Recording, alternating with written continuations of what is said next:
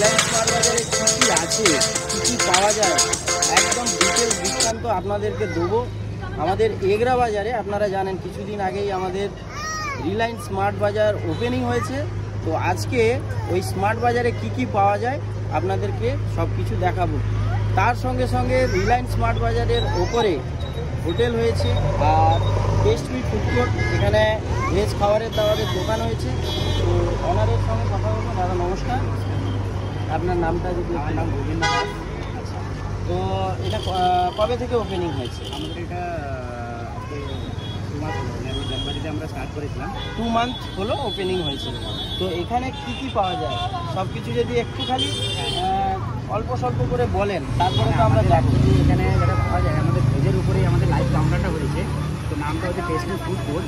তো টেস্টমি ফুড কোর্টে মানে জাস্ট শপিং মল থেকে যখন রিলায়েন্স বাজার থেকে যখন কেউ লোক শপিং করে আসছে তখন 2 ঘন্টা ঘোরার পরে একটু সবার খিদা পায়। তো আমরা ভাবলাম যে এখানে যদি খাবারের যদি ব্যবস্থা করা যায় তাহলে সবার সুবিধা হবে।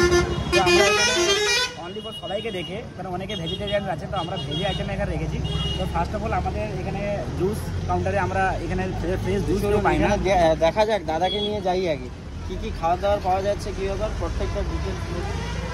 প্রথমে এখানে দেখাও, এখানে কাকিমা দাঁড়িয়ে আছেন। এখানে কিন্তু ফুচকা কাউন্টার, যেটা আমাদের বাঙালিদের জিভে জল আসে প্রথমেই, যেটা দেখলে একদম জিভে জল চলে আসে, সেটা হচ্ছে ফুচকা।